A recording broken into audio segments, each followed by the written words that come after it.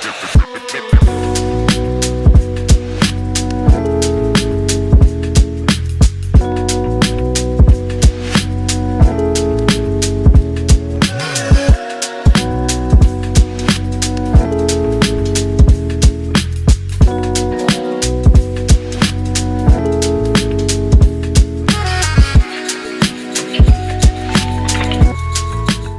not great.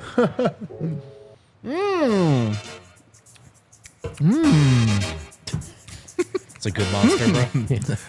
What is up, everybody? Welcome to the DNBA show. Man, a little two-man game going. The old Denver Stiff Screw. Oh, yeah. Do you actually know, this is a true story, in many ways, the birth of the DNVR style live show was the Denver Stiffs show that we did from my house. Do you remember this? I do. I actually was talking about that with Eric very recently. Really? Oh, yeah. And the shout out our friends at the Colorado Media School for our in-studio projects. We did that one time. Just the foundation for the things you see and enjoy today. We broke a lot of things en route to the final thing. Yeah, that's the way you do it, man. That's the way you do it. Yeah, little two-man game today. Me and Vote. Eric is on vacation. Harrison Wind also on vacation. Superstar Dev on vacation. Here we are, just working it out. Someone's got to work, you know what I mean? We are going to talk about last night's win, a little hangover takes. We're going to preview this upcoming game with the Thunder, which is a marquee matchup, although a little wind out of the sail because of an injury. We'll talk about that. And then I decided to go through and talk about encouraging signs, little data points. You take the whole season, there's a lot of noise, but are there little things we can start to look at and say, there it is. That's the championship team that we believe in. We're also going to talk about Peyton Watson's long-term plan as a team. How long can he come off the bench? This is a question I'm going to ask. This is more of a next year question, but it's an off day. We'll talk about that. And then we might get a little meta in the final segment. Who better to get meta than us? Who more likely to get meta than us? That's what I meant. Probably the question. Yeah. So as I mentioned, I got Brendan Vote in the house. How you doing today? I feel great, man. 62 degrees and sunny. And with all due respect to the environment, this is what I love about living in Denver since I moved here. You know, a little cold weather, a little winter is one thing, but give me the sunshine. You know? 65 degrees. I went to the zoo on Sunday. Oh, Everybody no else kidding. watching football, I went to the zoo with the family, took the kids. What a zag. Yeah, what a zag. It was awesome, man. Almost wore flip-flops.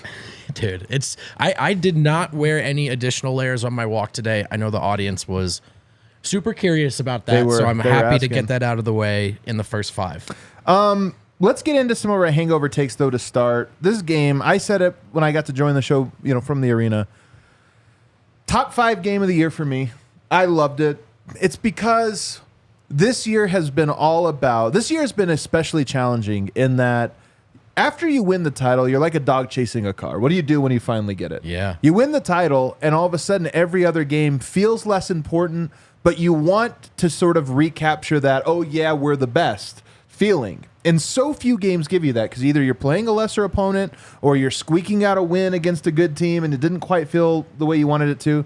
This game felt the way I wanted it to, just the same way that the Celtics did. And I'm kind of curious, if fans, I'm curious what the chat thinks. And I'm also curious what you think because this was a game to me that felt like playoff intensity. Both teams took it very seriously. There was an intensity to the building. A lot of Bucks fans, weirdly, at the game. Like there's a lot of Milwaukee people, a lot of Midwesterners out here. Yeah. A lot of Bucks fans. It was intense. It meant a lot. And I thought, as much as you can in a 6-point game, I thought Denver dominated. Yeah, part of it is there's the first quarter that kind of mars the. I think. Yeah, they shot themselves in the foot and still won. Right. So for a solid chunk of time, it did not feel like the game you're describing. It felt like it should have been, and it wasn't, just up front. Was it a solid chunk of the game you felt that? I mean, maybe just the better part of 10 minutes. But when it's the first 10 minutes, I think it sets the tone for a game. And, I think everyone was hopeful the Nuggets would approach it in the way that you described it. By the end of the game, it absolutely took that all on. And it was their intensity. I think the Bucks, for whatever the changes they're going through on the roster and their coaching staff, they're always somewhat of a measuring stick team in the regular season, right? They always win a lot of games. They're always considered a contender. And I think Denver always treats them, responsibly. So it was really cool to see them kind of take control of a game that almost slipped away from them But what was crazy to me, Adam, was who did that. Who took the game over and really saved it. And it was the bench really rising to the occasion in a big game. Can they do that in a playoff environment is a question we've had. Well, this is close to an example, and they came up big. It's as close of an example as you can get in the regular season. But nonetheless, like, this was Doc Rivers' first game, and that brought challenges and also maybe benefits. Like, they didn't really know their playbook. He was talking about not knowing plays. By the way, Doc and Malone, maybe number 1 and number 2 in charisma. Oh, the microphone champions. Dude, Doc walked in. I sat at I had to be there for the first presser. That guy held court. It was a joy to watch. Just how good he walks in. He almost says hi to every single person. At least he makes it feel that way. You know, every question, he answers it so thoughtfully and personally that you feel like you're talking to him. I was so impressed. I was so in awe of being in the presence of Doc Rivers. He has media training on both sides of the media fence. He has experience as a player and a coach. If he wanted to, he could be a mayor in a heartbeat, probably. Do you remember how good Austin Rivers is at media? Dude. He's so good, right? And then Doc Rivers is so good, and I'm like, man, charisma is a real thing, and I think that it is like almost genetic. That it's, you know, you can hand it down. Yeah. He was so freaking good. Like it with also, people probably missed this because it came in the pregame. Maybe you talked about it on the pregame show, but Michael Malone was asked about Doc Rivers coaching today. And he said something about Doc Rivers coaching today. What do you think about him? And he goes, well, I'll tell you what I think about Adrian Griffin getting fired. That. Yeah.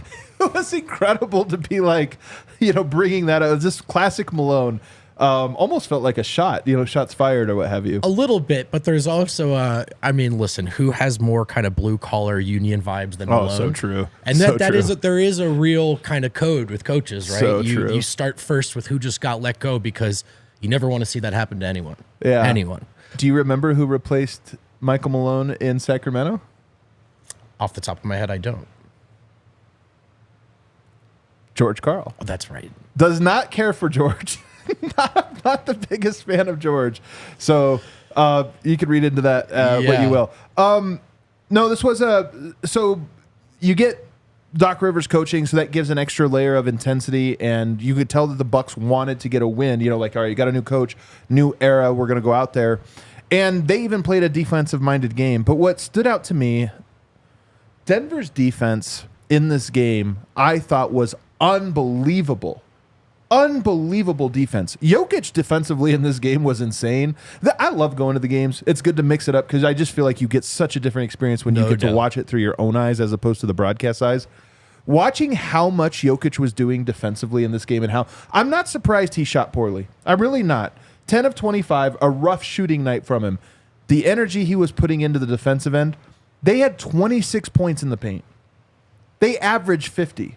And it's an easy 50 because they have guys that barrel their way to the basket. They have Dame Lillard. They spread you out. Denver did such an unbelievable job of taking away the paint in this game and yet still contesting. And then when you just look at the shot profile, Lillard took 13 shots. So did Bobby Portis. So did Brook Lopez.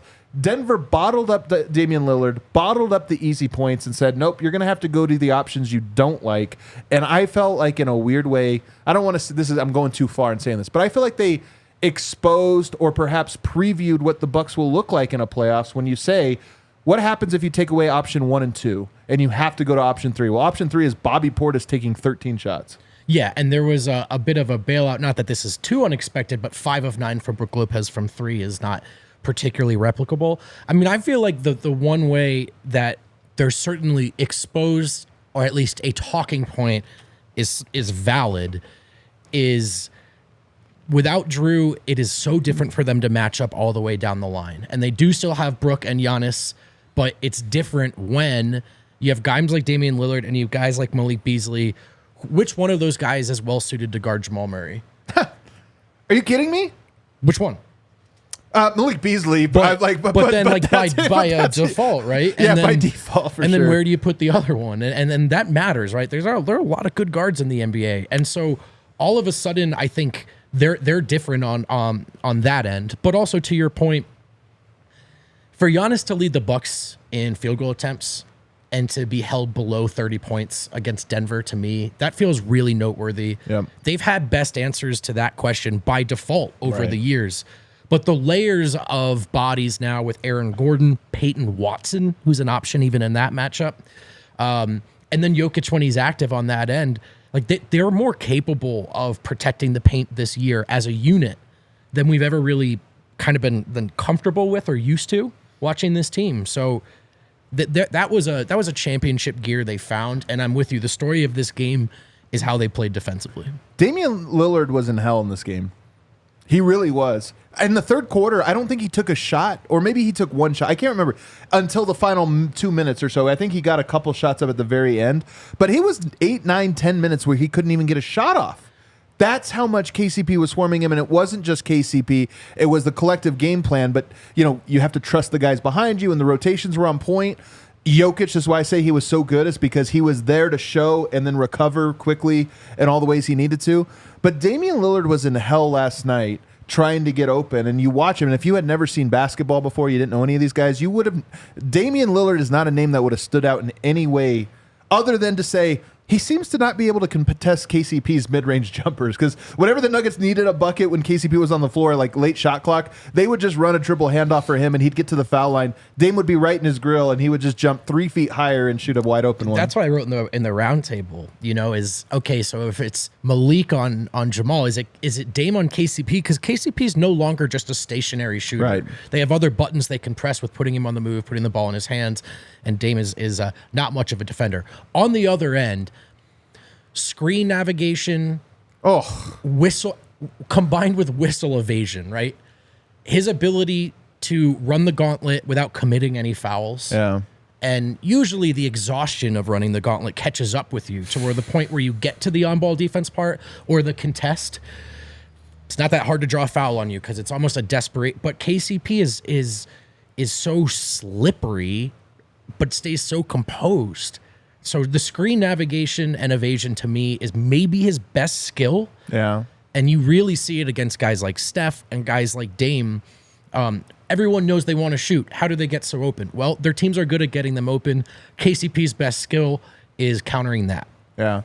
If you are a parent and you have a kid, boy or girl, who's into basketball, and I would say north of the age of about 13, just because kids south of that, man, they just want to see dunks. You don't want to overload them with like technical aspects of basketball. But if you have a kid that's really interested in being good at basketball and is training, go get good seats, lower level, somewhere where you can just watch KCP at a game and tell your kid, watch the way this guy locks in. Because he really is predatory in his defense. The way he is like at all times locked in reminds me of a hawk. This is the least, thank you for the cut there. So the least surprising, but please continue. Like a hawk, just like so intently scouring the field for his move. He's constantly like, just like seeing what's coming, those screens coming, and you can see he's got like the peripherals, and you can see he's like, all right, here I go, set it up, navigate. Like everything he does it's unbelievable. Is to make sure he maximizes everything on defense. And he never takes a night off. Oldest player in the starting lineup, but I think, often we go, is it really reasonable to expect any of these guys to play defense for 82 games in the modern game? Maybe not stars and every time, but KCP is an example of a guy who, and he's still in his peak, but starting to get a little older, he doesn't take any nights off, man. If he's on the court, he's doing the things you described. And that to me is where his professionalism has manifested most in Denver. Right. And then, of course, the one guy we haven't talked about yet, Jamal Murray, 13 of 22, got to the line 10 times, made 9 of them, 35 points, 5 assists, 2 rebounds, 2 steals, just 2 turnovers. And boy, did he make it look easy. And to your point, and I'm not trying to take anything away from Jamal, this was an A-plus game from him. Even defensively, he did a nice job. But offensively, you tell me that Denver needs to score in the pick and roll against a backcourt of Damian Lillard and Malik Beasley.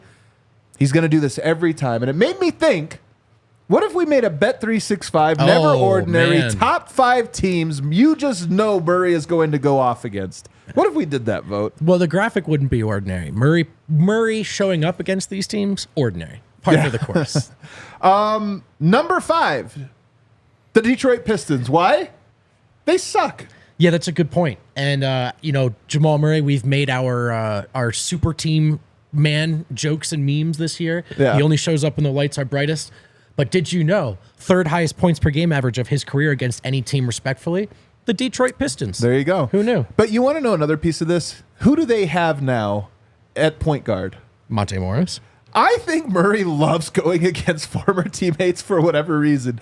Gary Harris, Bruce Brown, Bones Highland. It doesn't matter. You give him a former teammate, and he's like locked in, baby. It's so true. So you get a terrible defense, and then, all right, not all the list. Number 4, another terrible team. The Boston Celtics. Thank you now, for that. Here's the irony of Jamal Murray. You give him the Detroit Pistons. He might not get up for that game, although we just saw statistically. But you give him Boston Celtics. Oh, if it's on the road? Are you talking about Drew Holiday, man? Like a lockdown defense? Derek White, Colorado kid? He's like, oh, let's go, baby. And you know what's funny, man? There are some of the defenders with length that we've talked about. Maybe they give Murray trouble. Knock on wood. Yeah. I don't remember a ton of Drew Holiday conversations with Jamal Murray. And also, since I've researched for once, Boston, his second highest points per game average against any opponent. Yeah. Oh, my goodness. That's crazy. Number 3. The Milwaukee Bucks. Let's go ahead and pencil them in. We saw it last night. You get the 2 parts. 1, defensively, they suck in the backcourt. He's too big. And 2, they have a former Nugget, Malik Beasley. That's a recipe for an automatic 35 a night. Man, I think we've always, from a Nuggets fan perspective, felt comfortable with this matchup. I feel even more comfortable with this matchup now because Jamal Murray looks more comfortable. He looked like 35 was where he limited himself. He's like, I'm not going for 37. I'm just going for 35. That's fine. Number 2. The LA Lakers. No, does this have anything to do with the conference finals sweep? Not to push you too far. You know what? I vaguely remember him being okay in that series. Yeah, he was all right. Murray has my favorite in that game. Do you remember when he hits the 3 and does this? That might be my favorite, like low-key favorite. I mean, we're ready for this is probably the top. But Murray doing this after like he shoots it, and it's just like the ultimate like I am ascending. It's the best. And I think LeBron's in the shot too with like a.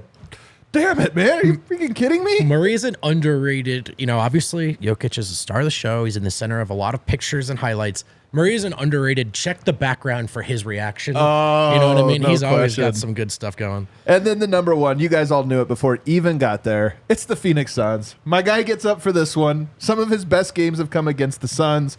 We're ready for this. That's Phoenix Suns. He just knows. That's why part of me goes, yeah, Booker and KD and Beal, they get going. You see Booker had 62 earlier this week? I heard that. They won that game, right? No, well, they lost that one, but he did have 44 tough. Later in the week. Well, then, that's good. They needed that win. No, well, they lost that one, too. That's tough. But Murray, to me, if you tell me it's going to go like, all right, guns blazing, let's go. It's like, give me the Suns. He's going to go. It's one of Denver fans' favorite narratives. It's also the truth. Number 1 in his career, points per game average against any one team, the Phoenix Suns, 21.1. Yeah, there you go. All right, let's take a break. On the other side, we are going to get into some stats. I went digging in the stats. I've got some for you that point to the Nuggets being ready for title contention. I went digging for the best way to watch the most Colorado sports for the lowest price, and I was told to get Fubo TV. I promise Fubo, I'm going to get it eventually.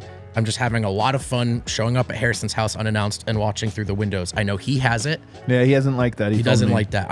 It does look, I think I'm going to get it for myself. That's why he's off today. He's actually getting curtains. The meeting we had about that as a company, I think you guys were right. So, but what I'll do is I'll scan this QR code on the screen, or go to FuboTV.com/DNVR. No contract, no cable, no hassle. We all want to watch Colorado sports. We want to do it conveniently. We want to do it affordably. You can do that with Fubo TV. Plus, we got a deal, 15% off your first month of Fubo Pro when you go to www.FuboTV.com/DNVR. I'm a Fubo's man, I'm telling you.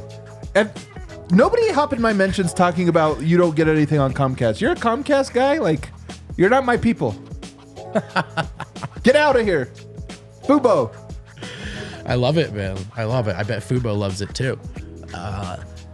Fubo's becoming ordinary, but as we've already discussed, it's never ordinary, Adam? Sports when you have Bet365 in your pocket. Bet365 wants you to get that feeling, the feeling we get watching the Bucks games, the Celtics games. They want you to feel that every game, every play if you want. Right now, you can download the Bet365 app and use code DNVR365 to sign up and deposit $10. You get to choose between a bet and get offer, place a bet of $5 or more and get $150 in bonus bets, or a first bet safety net offer by placing a bet up to $2,000. And if your qualifying bet loses, you receive a matched refund in bonus Bets. What a treat. And remember, you have to be 21 or older and physically located in our great state of Colorado. Please gamble responsibly. If you or someone you know has a gambling problem and wants help, call or text 1-800-GAMBLER. We back? We're back. So all year, the post-championship hangover year as a fan, I really do think it's real. I've learned so much about fanhood in this year of chasing the title, a lot about perspective and a lot about different things. Because one of them is, now that you know your team's good enough to win a title, what is there really to get? You just want those hints of, can you do it? And I think the Nuggets feel this way. They walked into training camp and were like, we can win a championship. Yeah. We haven't even practiced yet. I don't even know all the guys' names. Who's that little guy over there? Is Jalen something? Don't even know their names, but we know we can win a championship. We should saran wrap his car, though. We should learn his name eventually. Bro, by the way, I'm sure you guys talked about it. He didn't think it was that funny. Yeah, because it's never funny when it's your car.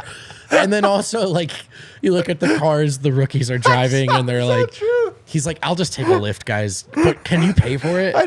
He's like, oh, you guys got my Toyota Corolla wrapped in saran wrap? Cool job, guys. I need a new car now, probably. It's actually somehow ruined the car. Yeah. I can't drive it anymore. I also noticed, and now we're going in on guys. Like, look at us. I'm not proud of the way I dress over here. But you go to the gala that they had the other day. Did you see, with all the guys? Yeah. Zeke Naji has his fit, just in a holiday. And you get to the rookies, and they're just dressed like us. I know. And it's like, bro, I know. I've gotten 2 checks so far. Like, I don't have any money. Christian's like, okay, I wore this to the dance at Kansas, and I think my date liked it. He brought his prom outfit. He's like, bro, I've been wearing this for jacket. 5 years. I'm trying to get on my second contract. A nice jacket. First of all, that would have been an NCAA violation. So I worked very hard not to have any nice things. So true. Okay? So I thought that was funny. But you are right. The saran wrap, Jalen Pickett's just getting ready to go back to his 1-bedroom apartment. He's trying to drive his Corolla. Like, oh, man, the guys love me back there. Yeah. The guys are all going out to the club afterwards. Yeah, it was pretty funny. No, but you're looking for, as we watch this season, little hints that they are ready to defend their title and to actually go. And let's be honest, you can't answer those questions in the regular season. I get a kick out of doing all NBA because there's so many fan base, like the Oklahoma City Thunder. Everybody's disrespecting us. And you're like, bro, now being on the other side of it, you look at it and you go, dude, everybody loves your team. Yeah. But these regular season wins aren't that cool. They're pretty cool, man. They're pretty cool. Get hyped. But don't play the disrespect card when you haven't done it yet. You know? We did it. I remember. We totally did it. I'm a little, when you find the playlist from middle school, and you're like, that's what I was into, huh? So true, when the Nuggets first were the 2nd seed, and we're like, oh, what? Because they don't play defense? They can't win a title? Yeah. That was a good point, actually, that everyone brought up. Emo, sad Blink-182 songs in your bedroom. And you're like, plan, this is what I was feeling, huh? Okay. So you have to look for the little signs that are hidden in here because let's be honest, the Nuggets against the 76ers, did they look like they were ready to win a championship? No. Nuggets against the Knicks, did they look like it? No. Only a handful of times, so you have to look at the data and say what really matters. Well, let me give you the most important one. And we talked about it on the show yesterday. I know you guys talked about it. Number 1 clutch defense, number 1 net rating in the clutch. There are people out there, and they're they love the spreadsheets. We love analytics. We talk, this is an analytic. But they think that this one is too small of a sample size. There's too much noise. Couldn't disagree more. And I'm sure there's data reasons for why they feel this way. Like, oh, if you look at this, whatever, things go off. Last year, the Nuggets, this was why I bought them as a championship caliber defense. And whenever you would listen to my good friend, Nate Duncan, who I love, and he'd always talk about the Nuggets can't defend. And I'd always say, they can't defend for 82 games, 48 minutes, but they can always defend when the game's on the line. They just always do. Not sometimes, always. Do you know what the number is for their defensive rating? You know they're number 1. Do you know what the number is? I don't. Hit me with the number. Take a guess. I don't know, Adam. The best number. Like 110 would be like average defensive rating. 118 would be horrible. 100 would be like unbelievable. Are they at like 106? Are they 93.8? Whoa! 93.8 defensive rating. Now, I'm not buying that they have a 93.8 defense upside. That probably is running hot. But when you tell me 2 years in a row, and actually I didn't even go back. The only reason I don't know if it's 3 years in a row, I'll go back a little bit. I guess they didn't have their full complement of guys prior to that. So we'll just go 2 years in a row. They've been up there in the top 3, and this year number 1. And guess what? It tracks. What happened in that Celtics game in the clutch? They locked up and allowed nobody to score anything. What happened to the Bucks team? You got Giannis, you got Dame. It's going to be hard to stop that pick and roll. Get out of here. Not even getting shots up, getting steals. They just have an ability to play defense, and I loved Murray's quote last night about defensive chemistry. We always think of chemistry as an offensive thing, but there is such a thing as we have so many reps and clutch reps with KCP that we know when he does this thing, we do that thing. And, AG's going to double on ball. That means I got to drop and do this, and I got to rotate. Mike's probably going to forget to, so I got to. Oh, here's the run of that one action. Mike never reads. I better get over here. Cheat this way.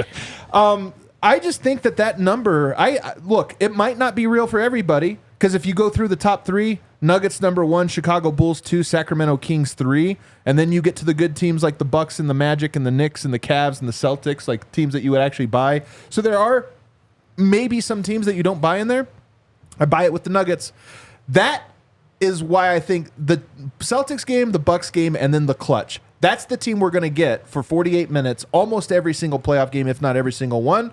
And turns out it's the best defense in the NBA. And your clutch defense is predominantly your starters and or your best defensive player off the bench closing for your starters. So is the sample size really just this year, Adam, or is it also something, to your point, that we got the answer to last year? Of great debate. Is it a switch? Can they have a switch? Is the clutch defense tell us that is it too small of a sample size? And honestly, fair counters in the conversation all the way up until the playoffs started. Yep. And it turns out it was a switch, and the clutch defense from the middle of the season actually was more revealing than anything else we saw. Like, for example, bad games against a Knicks team or something like that. So I think you do have to buy it because it's the same 5 guys who figured it out last year. And I don't know if this is the most attractive quality in a team in terms of watching a regular season, but I strongly get the sense that they feel there is a switch and they can flip it. Number 1 net rating in the clutch. They're actually 10th in offense in the clutch, and you think 10th, are they bad? No, 118.1 offensive rating. Turns out there's a handful of teams that have run super hot in the clutch, but the fact that the Nuggets have basically their same offense in the clutch as they do the rest tells me I think they can just do this consistently. I do too. Which brings me to another number. They average, and I brought this up before, 1.19 points per possession, or 119 offensive rating, after a made shot. These are basically half-court possessions. Game slows down, you take the ball out of the net, you walk it up. They score at an historic rate as a team, and those numbers are almost certainly better. I can't break them out by lineups, but I would guess when Yoke's on the court, that number is even way up. Good guess. Guess what happens in the playoffs? You slow it down. So if you tell me they have a 118 offensive rating in the clutch, well, in the clutch, typically there's not a lot of fast breaks. That's mostly a slow it down game. And you tell me, the numbers say in a slow it down game, they're great. And in the playoffs, it's going to be a slow it down game. And they are number 1 in efficiency in half court offense. I go, okay, clutch defense, great offense throughout the game, and best half court offense. That's what playoff basketball is about. Right. And exactly. And this combination of their clutch defense is going to be great, if not elite. And then on the other end, we have to make sure that we're stifling the Murray-Jokic pick and roll in the clutch. Right. So, for example, a team like the Minnesota Timberwolves, which are very much, in my opinion, best suited to defend the Denver Nuggets, you're still asking Anthony Edwards in a 7-game series to 4 different times not just keep pace with, but outplay, Jokic and Murray in the clutch. He's really their guy, right, in the half court, especially when things get tight. And so he's super talented, but that's a huge ask. And it's one of the reasons why they went, 16-4. Not a good playoff record, but a dominant one. Next one I have for you. The starters have a plus 13.1 net rating. They've played more minutes. I love it that Murray missed all this time, and yet they still have the most minutes of any lineup. You got to love Malone. He loves his starting lineup. He loves to keep them together. But 13.1 net rating, would you guess, if I were to give you, and you have to get it to the decimal point, if I were to tell you, what do you think their net rating was last year as a starter, knowing this year's 13.1? 12.3. 13.1. I tried to lead a horse to water. You couldn't drink. I know, but sometimes you do that, and then you go with the It's actually zag. impossible. They have the exact same net rating as a starting group as they did last year. The exact same. Yeah, so as far as indicators go, I kind of can't get over how many of the talking points are actually the same. Is the clutch defense something you can flip? Right. Like the bench doesn't look great, but are the starters good enough that's not really a problem, especially as the rotation shrinks? And I think these are the reasons, And we have these conversations for diehards in the roundtable all the time. Harrison asks great questions. I think these are the reasons that while it's a popular talking point that the league has gotten better, I still look around and I think the Nuggets are in a good spot. And I think we're highlighting why. So if you look at the teams that have great 5-man, like a lot of minutes and have great ones, well, Milwaukee's up there. We just saw what happens when those two go head-to-head. They actually lost the minutes, but it was because of the first quarter. But you go to the fourth quarter, dominated the minutes. Boston Celtics, they have a great one. I've heard that. We see what happens when you match up there. The Clippers, TBD. Their lineup has really come together. I'm buying this version more than other versions. I'll tell you really that. good. I'll tell you. And then you have the Philadelphia 76ers. Nuggets didn't check that box. I think they can do better. But we won't know until we see them in the finals, right? So we'll have to wait and see. More numbers. The Nuggets are 25-9 now with Jamal Murray. That's not bad. And they are 22-7 when they have their full starting lineup with everybody. Again, when they're healthy, they win over three out of every 4 games. Is it 16 games that Jamal missed? 14 to 16? One of those two numbers. I'm forgetting now. I want to say 16. You want to talk about sample sizes? 16 games without your second best player. Right. I think on our show, because we talk about the Nuggets every day, we didn't want to sound too redundant. Well, without Jamal, but you do the All-NBA show. Isn't that what you would say about any other team? Are you kidding me? Like if the Bucks sometimes guys are missing the fourth best guy, and I'm like, yeah, but right. I mean, if the Bucks were missing Damian Lillard. Oh, wait. Oh, you were going to get spicy. I was going to say Chris Middleton, but I was kidding. He was good, by the way, the other day. They should give him the ball more. He is their Mike. It's a thought. But let's say the Bucks are missing Damian Lillard for 16 games and they're in a close second place. Yeah. That's a big part of the story for me. Yeah. There's something, I think there's something to that. And when the Nuggets have Murray, they've been very good. Tomorrow's game is going to be a big one, man. I'm so excited to see that matchup, although we'll get to it a little bit later. And then lastly, if we're looking at reasons to believe in Denver, they have the second easiest remaining strength of schedule. Four remaining back-to-backs, that's fewest in the NBA. Yeah. And one of those back-to-backs is on against a team also on a back-to-back. So only 3 rest disadvantage games left. They have 18 home games, 16 away. After tomorrow, that'll be 18 and 15. So there's reason to believe that. I mean, we've talked about it all year. Denver had a very tough opening stretch. Now it's balanced out a little bit, but when you look at the entire NBA, they still have one of the easiest schedules remaining, second easiest as a point of fact. So I think there's still reason to think that Denver is going to have an opportunity to get better without necessarily straining themselves down the home stretch. On paper, more rest advantages, good, great, right? Now Denver also has the fun kind of demon to fight of, remember, sometimes they get too much rest and then they come out a little sleepy, right? So you got to keep the hand at the wheel.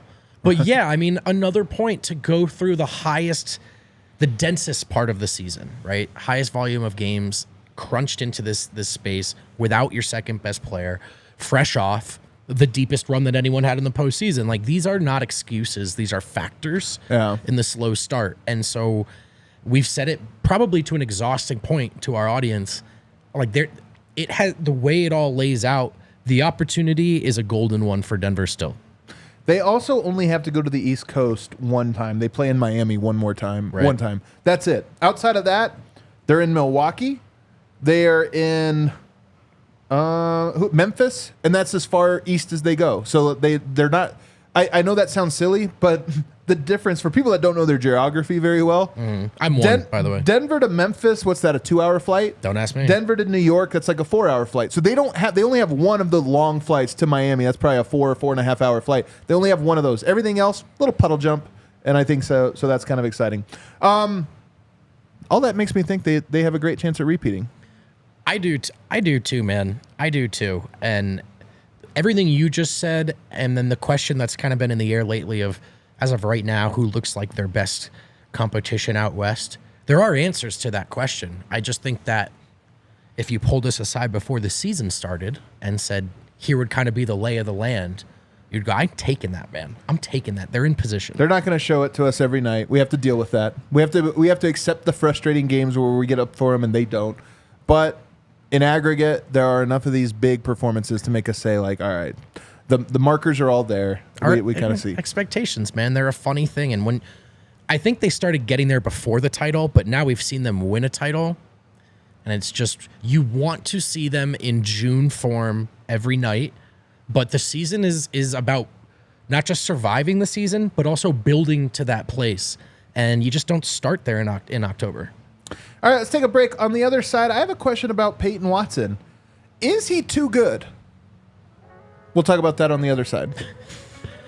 I'm going to go with it's fine with me, if that's cool with everyone It's fine else. with me, too. I'm not upset about it. Mo money, mo problems. Tiff, I'm going to put you on the spot. Do you know about our favorite sound button, our favorite sound effect on the... Oh, no. Do I have to go Outside manual? of the sound horn? Hold on. Don't worry about it. Outside the sound horn. That's a good point. I'll make Adam do Or the it. air Let's see horn? if I can get to it. I don't know. Go ahead. Start talk. Man, Really build up slowly. Though, you may have Really seen the build weather going all over the place lately. Have Maybe you? Is might this, hold on. Is this for the... Go for it. Okay, Go I for got it. it. I got it. It's I Red got Hawk it. I got Roofing, it. Tiff. It's Red Hawk Roofing. Oh my God, man! Yes, I do have that After one. that crazy season that we're still in, actually, you might be afraid to check your roof. Don't fear. And if you see damage, don't fear. And if you've just decided it's time, don't fear. Because Red Hawk Roofing is the best in the business. Quality materials. We're approaching hail season. Decades of experience, Colorado's best estimators and contractors, and I can confirm this, it's a fact. It's a fact. They're huge Nuggets fans, so they're your people too. Look at that logo. Don't those colors look kind of familiar to you, Adam?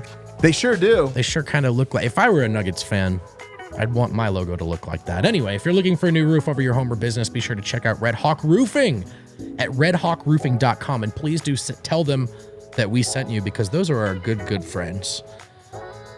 Speaking of our good friends at DNVR, if you're familiar with the program and the company, then you're familiar with Breckenridge Brewery. And we want that to be the case because we want DNVR, Breckenridge Brewery, Colorado. We want these things to be synonymous. They want to live together in your head.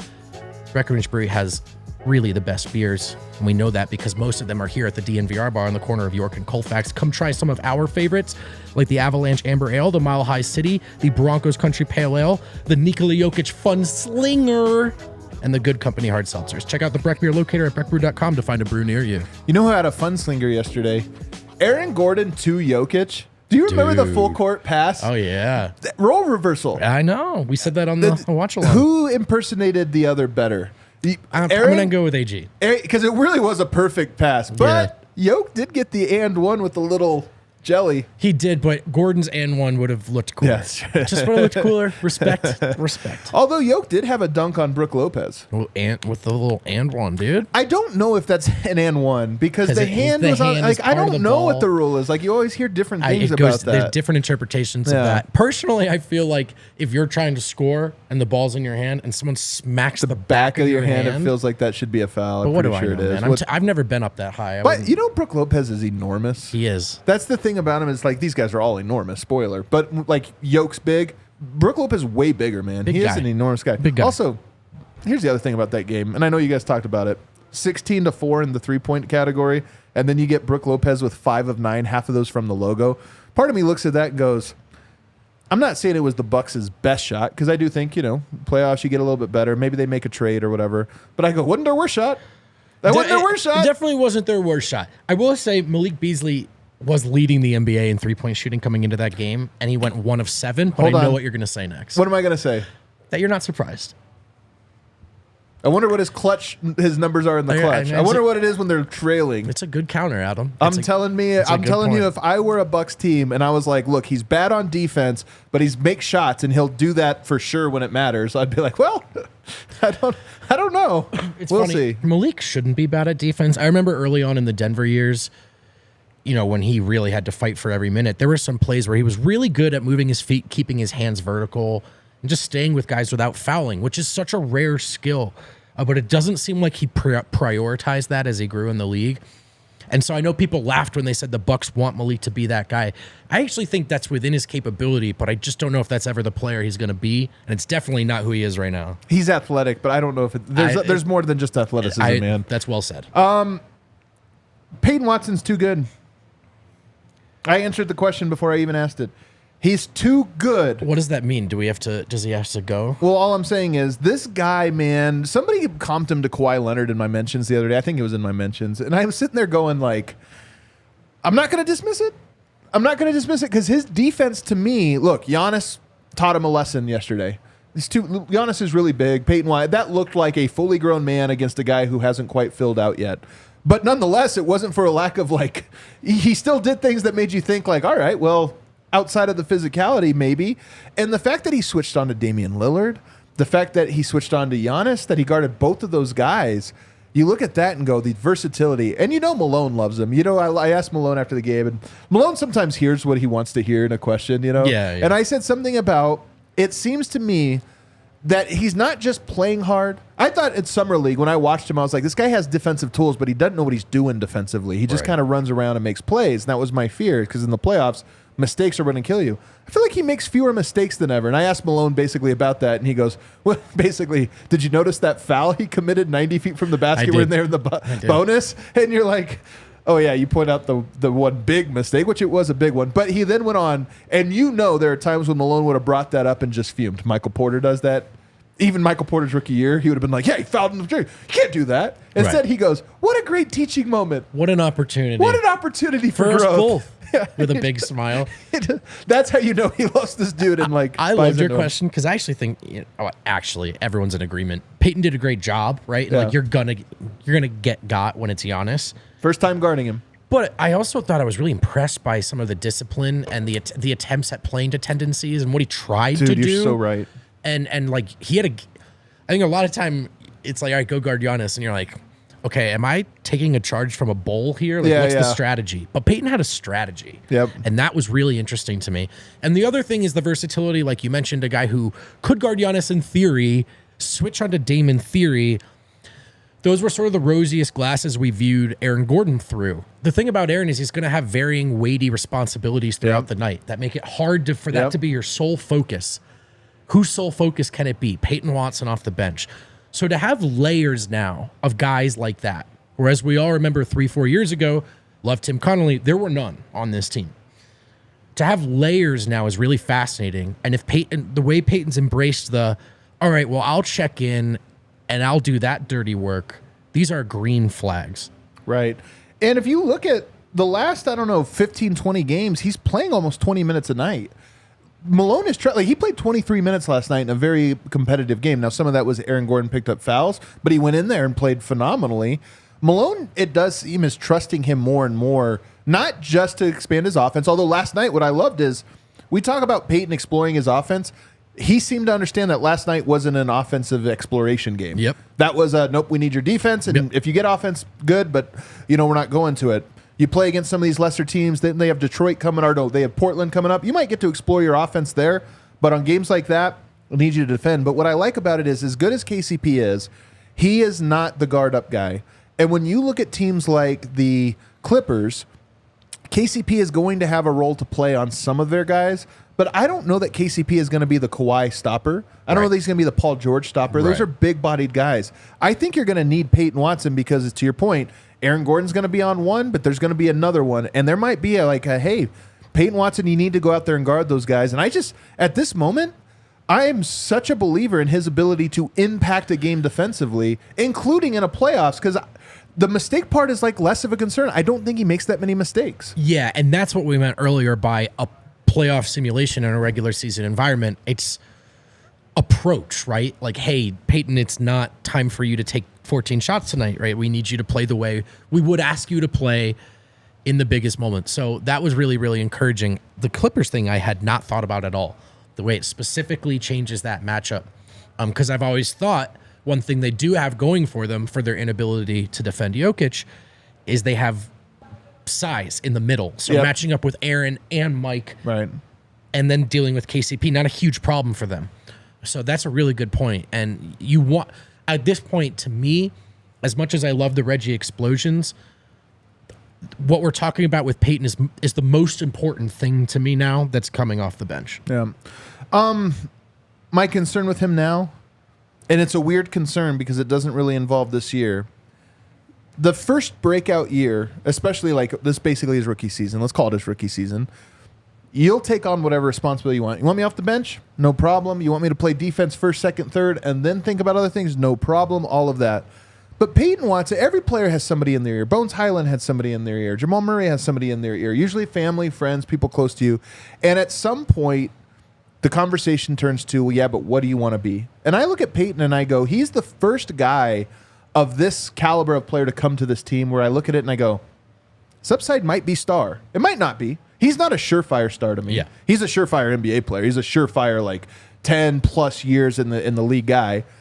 But is he, when we say Kawhi Leonard, well, Kawhi Leonard was a phenomenal defender who turned into a great offensive player through determination, hard work. That was a guy that was driven. Everybody says of Peyton that he is driven. We'll find out, because I think a lot of guys have a successful year and then they skip ahead in their mind, and the work slows down. We'll see if he has that focus and consistency that it takes to be great. But if he does, and I were him, I would look at it and say, my first year they asked me to be a red shirt. I averaged 2 points per game in college. What was I going to say? No. They gave me first round money. I got first round, easy sacrifice. The second year, they told me to come off the bench and to be a defensive first, second, third guy, and I bought in and I did a great job. At a certain point, do you have to do a little bit more to become a superstar? How many superstars come off the bench 3 years in a row before they get starter opportunities? And this is the thing that is not on the immediate horizon for the Nuggets side. It's not right now. But when you do start to game theory out and start to look at, what does this team look like next year? Asking Peyton Watson to play 19 or 20 minutes a game off the bench in a defensive-minded role, there just could be a scenario where he goes, yeah, but I'm more than that. I did that last year. I redshirted and then I did that. Sure. And now you're going to funnel me into being that player when I think I can actually be something even bigger. So an obvious example, I'm not necessarily trying to put these guys together, two peas in a pod, but Jonathan Kuminga, right? And a team that's won a bunch of championships, had been asked to sort of bleed a little bit and eat his vegetables. And then he was like, all right, man, I'm ready to contribute. It's my time. And then when he still didn't get it, he got a little antsy. He's not the first guy to do it. Peyton would not be the first guy to do it. I'm not trying to rush us into that dynamic. It's just a fair question. It's just something I see. Yeah, because he's good enough. Yep. So what are his desires, right? And Bones is an example of this too, but Bones was too fast. Bones did that after 1 year when the team wouldn't do anything, and he's like, all right, I'm ready to be something else. He also had to go backwards, which is tough. Which is tough. But with Peyton, I don't necessarily think he's going to have to do that. I think it's more just okay, the starting five is coming back next year. At least on paper, we'll see. I know there's player options, there's that, but most likely they're coming back next year.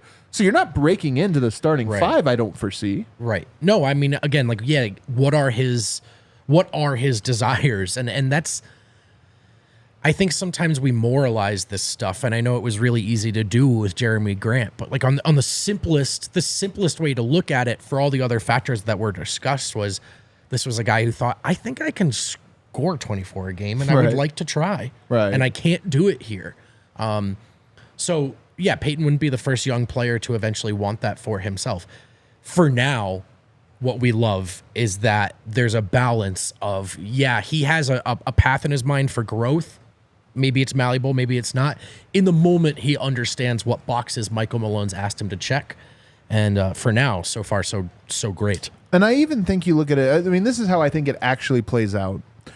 Because I think that as a team, they've taken care of Peyton. They drafted him when nobody, if he goes to the second round, you're not guaranteed. Your career could end very quickly if you're a second rounder. Sure. Most second rounders come out, even if they're the 31st pick, and it's like, guy didn't quite work out, move on, maybe trade him, or maybe it's just we got to cut the money, and now the guy goes through all this. You give him first round money, you got to guaranteed, you're going to be, if you invest your money properly, you're going to make enough money that you're probably set for life. Maybe not rich, but you're set to where your floor is okay. But now, giving him the opportunity, Peyton Watson is almost certainly getting he's getting a second contract now, knock on wood. He's getting it somewhere, whether it's with Denver, and it's going to be life-changing money. Right. So he's Denver has given him an opportunity that was not guaranteed to him, and hopefully he has an appreciation. And going into next year, there can be something of, look, next year we're going to need you to do a role again that is beneath you because, hopefully you're two-time champion and you bring back your starting five. But then you start to look at it and say, well, Mike's still on the books after that. Aaron Gordon isn't, and KCP isn't. So are you replacing one of those guys?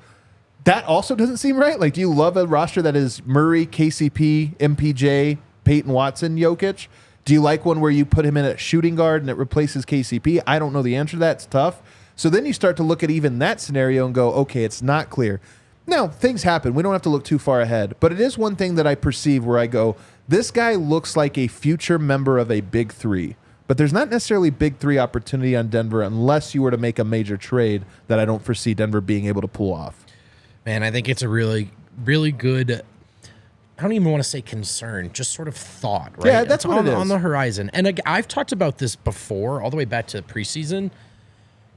I wonder if there's room here for growth in Porter's leadership.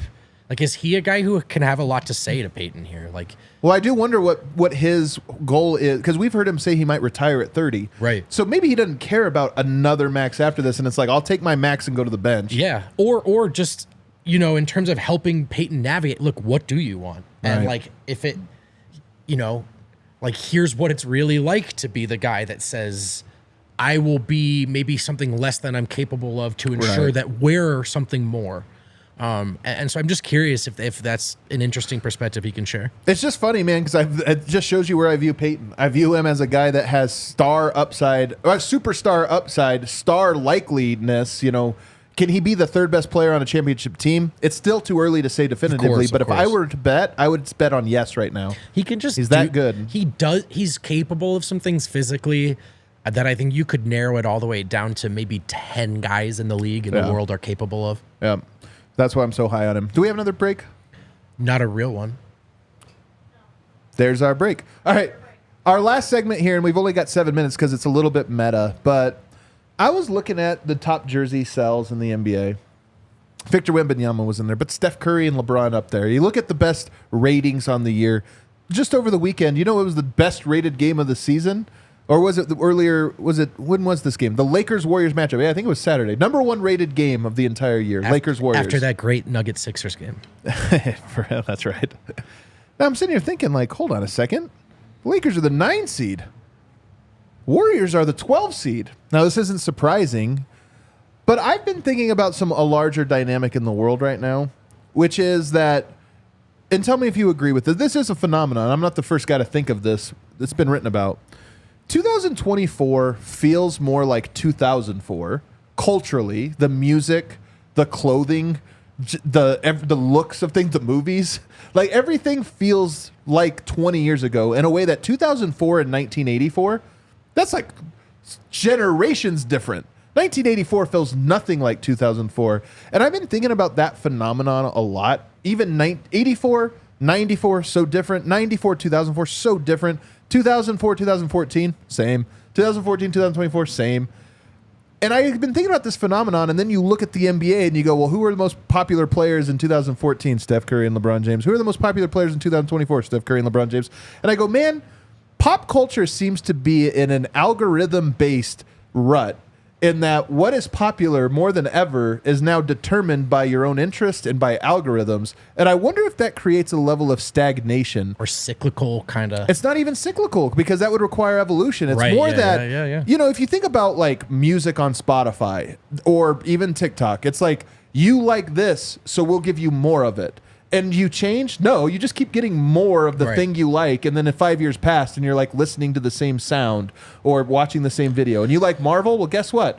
20 Marvel movies coming down the pike for you. You're going to be able to watch this over and over and over again. Keep up, mother. You can't even keep up. And it's the same thing. So I just thought, I was curious because I think the NBA is loaded with all this talent and all these young guys, but they seem to just pale in comparison in ways that I don't think was true of the past. Yeah, I've thought about this a lot, right? Particularly with the current state, not the way you presented it, but the general dynamic. The For You slide on Twitter right now, that is such a sensitive algorithm. It's like sometimes you see something and you go, I didn't know I followed this, or like, what is this? This isn't new to my timeline. And you click on it, and then it's like, you're in. That's what you like. Yeah. But there is a little bit, I think, like culturally, this is the case too. We are not the first people to make this point, but content is almost all. It's either a reboot or an adaptation of things that were already popular. Right. And I was even in the booth now, right? Like so, Tom Brady retired. The NFL is finally ready to find a post Tom Brady kind of place. Except now he's immediately number one in the booth. And he was their top option, and he's never called down. but they gave him an ungodly amount of money because people don't want to let go of Tom Brady. Right. And people didn't want to let go of LeBron and want to let go of Curry. But also, that's kind of been the NBA's algorithm. Right. Oh, you like LeBron? You like Curry? They're still playing. There's another matchup coming up. And so, yeah.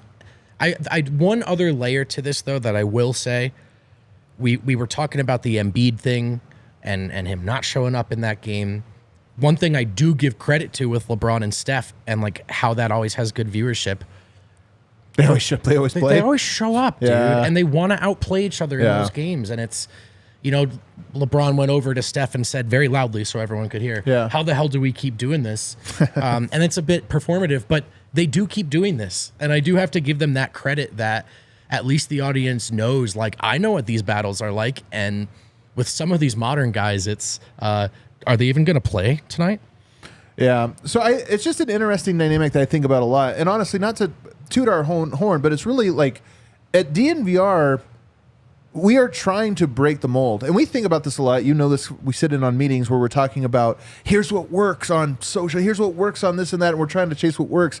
But it is funny how we have to even counterbalance, like, we don't want to just make the same thing and chase the thing. Like, we want to create the next paradigm. We want to create the thing people didn't know they liked, and then all of a sudden that becomes the standard thing. And we've accomplished it sometimes. And we also inevitably, when you do that, take swings and miss big on things that was like, that was the dumbest idea we've ever had, and now people think we're dorks. But I look at this and I go to the NBA and I go, Adam Silver is so clearly an algorithm-based human being.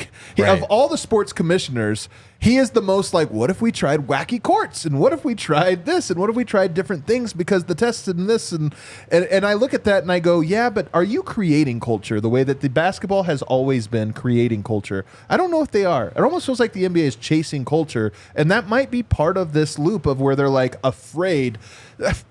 Minnesota Timberwolves and the Oklahoma City Thunder are 1-2 in the standings. They play a game. They're not even on national television. You're sitting here thinking like, guys, that's a story. You got to sell it. But they're looking at the algorithm going, no, people are saying that you watch Steph Curry, ergo you want to see. Even Jokic, Giannis, it kind of feels like the NBA just let that one kind of come and go. Like it should still, these are two of the world's best, if not the world's two best, two MVPs. They both won finals. They're going head to head. Yeah. Like, how was that not a game people were talking about all day? So it's not just the future that we've lost to the past; it's the present even, right? And that's kind of that's really interesting. Also, to the point you were talking about with what we try to do at DNVR, I've been blown away at what I would have assumed, which is how you never really hold what's new or innovative in your hands. It's more like sand and it's slipping through your fingers. You can scoop it up, but you got to keep trying. Like it changes so quickly. And it can be easier sometimes to just stick with what's known, with what works. But there's even if it can be futile, it can be more rewarding to sort of like take a stab at trying new things. Right. Tiff, do you like philosophy corner over here? Social philosophy? I love it. Do you think that 2004 and 2024 are more similar than 2004 and 1994? Well, it's actually funny you say that because do you guys know what the top artists on Billboard top like 10 right now is? No, who is it? It is Britney Spears and Justin Really? Timberlake. No kidding. Yeah, they're back, huh? They're back. What happened? Did they do something together? Is there no? Justin Timberlake came out with a song. Yeah. And it happened to be the same name as a Britney Spears song, and so people that are still very upset about how he treated her 20 years ago decided to make Britney Spears' 10-year-old song #1 on the Billboard charts because Justin Timberlake's was trending. It's funny, man, because I made a big deal of turning 40 and the anxiety I felt. Now that I'm on the overside of it, I had this revelation the other day. I've enjoyed all of life's experiences, and I'm very lucky. I don't take for granted, but like I enjoyed being a college-age kid. I enjoyed being a teenager. I enjoyed being a 20-something person. I enjoyed being a 30-something person. I've got kids now. I enjoy that aspect of my life, and like I was anxious because I think anytime you're in that liminal space between transitioning and a 40, like a rounded number is a big deal. But now that I'm weeks removed from it, I'm kind of like, I don't know, 40 seems dope. My 40s will be good. I'm going to watch my kids become teenagers. There's no reason to assume you won't be able to enjoy it the way you've enjoyed it all. You know what will make it harder to enjoy it is if you make your 40s about what your 20s and your 30s were. Totally. But I mean, again, I do feel like there's a lot of this. This is my critique of society is, again, this like not moving from liminal spaces. And maybe this is part of the 20s is it's like we get to recapture that feeling of when we were teenagers. Yeah, and it's like, kids. Dude, just move on, become an old man like me. Yeah, I mean, dude. I mean, it's true, right? Like eventually you do got to stop smoking weed and playing Madden. Am I right, Tiff? You know what? You're absolutely not right. I don't know. I'll hear counter arguments. Hit that outro music. Guys, thanks so much for hanging out. What a fun one. Man, the old two-man game. Dude, what a treat, brother. What a treat, man. The squad's going to be back tomorrow. Big game. Oklahoma City. We didn't even get to talk about it today. Oklahoma City Thunder rematch. I will tell you this. Oh, we do have a couple of suggestions. I will tell you this.